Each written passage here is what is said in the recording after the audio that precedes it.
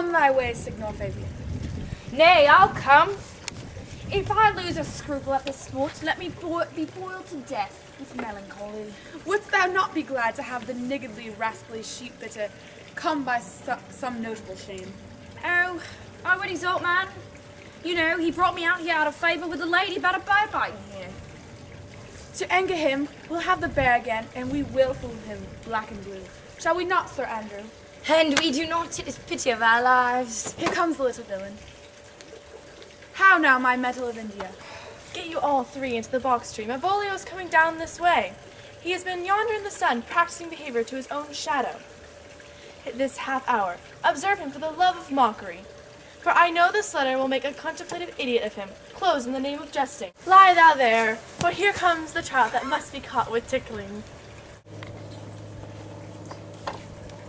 'Tis but fortune, all is fortune. Maria once told me she did affect me, and I have heard herself come thus near, that she should fancy it should be one of my complexions. Besides, she uses me with more exalted respect than anyone else that follows her.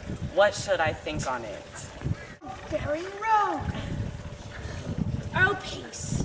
Contemplation makes a rare turkey cock of him. He checks under his invention. Spartacus will beat that rogue. Peace, I say. Pistol him, pistol him. Peace, peace. Tie on him, Jezebel.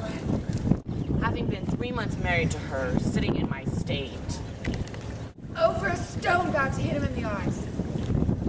calling my officers about me, in my branded velvet gown, having come from a daybed where I have left Olivia asleep. Fire and brimstone! Oh, peace, peace. And then to have the humor of state, and after demure travel of regard, telling them I know my place, as I would, they should do theirs, to ask for my kinsman, Toby. Oh, peace, peace, peace. Now! 7 of my people, with an obedient start, make out for him. I frown the while, and perchance wind up my watch or play with some rich jewel. Toby approaches and curtsies there to me.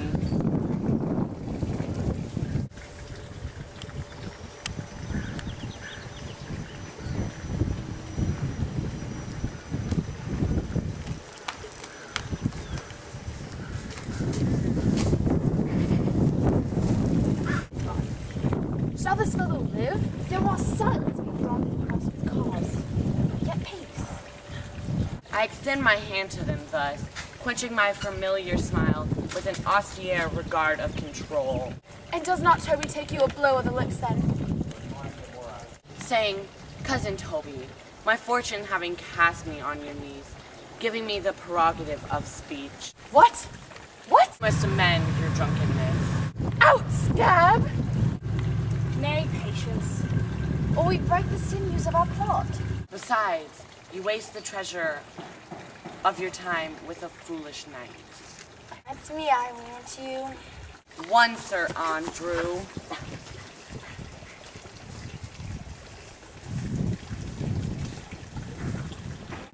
I knew it was I.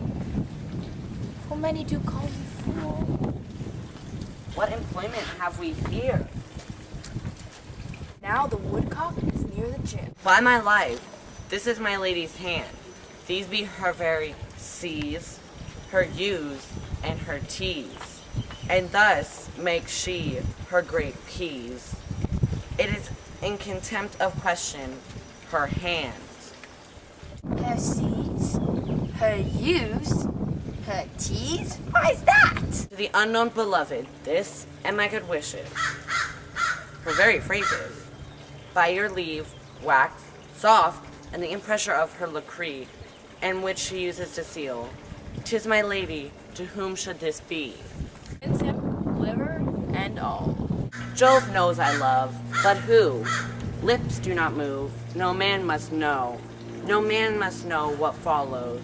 The number's altered, no man must know. If this should be the Malvolio. Mary, hang thee, Brock! I may command where I adore, but silence, like a Lucre's knife, with bloodless stroke of my heart doth gore. M-O-A-I doth sway my life. A fustian riddle. Excellent wench, say I. Nay, but let me see. What dish of poison has she dressed in? And with what wing the stand yellow checks on it? Malvolio. Well, that begins my name. But then there's no consonancy in the sequel that suffers under probation. A should follow, but O does. And O shall end, I hope. And you had any I behind you might see more. And then I comes behind. M-O-A-I. This simulation is not as the former, and yet, to crush this a little, it would bow to me, for every one of these letters are in my name. Soft here follows prose. If this fall into thy hand, revolve. In my stars, I am above thee, but not afraid of greatness. Some are born great, some achieve greatness, and some have greatness thrust upon them. Thy fates open their hands. Let thy blood and spirit embrace them. And to inure thyself to what thou art like to be, cast thy humble slough and appear fresh. Be opposite with a kinsman, surly with servants. Let thy tongue tang arguments of state, put thyself into a trick of singularity. She thus advises thee that sighs for thee. Remember who commended thy yellow stockings, and wish to see thee ever cross-guarded. I say, remember, go to thou art made, if thou desirest to be so. If not, let me see thy steward still the follow of servants, and not worthy to touch fortune's fingers. Farewell. She that would alter services with thee, the unfortunate happy. Daylight and champion discovers not more. This is open. I will be proud. I will read politic authors. I will baffle Sir Toby. I will wash off gross acquaintances. I will be point device, the very man. I do not now fool myself to let imagination jade me, for every reason excites to this. That lady loves me. She did commend my yellow stockings of late. She did praise my leg behind cross-gartered, and in this she manifests herself to my love, and with a kind of injunction, drives me to these habits of her liking. I thank my stars I am happy. I will be strange, stout in yellow stockings and cross-gartered, even with the swiftness of putting on. Jove and my stars will be praised. Here is yet a postscript. Thank God. Woo! Thou cannot choose but know who I am. If thou entertainest my love, let it appear in thy smiling. Thy smiles become thee well. Therefore my presence still made. Dear my sweet, I prithee. Jove, I thank thee. I will smile. I will do everything that thou wilt have me.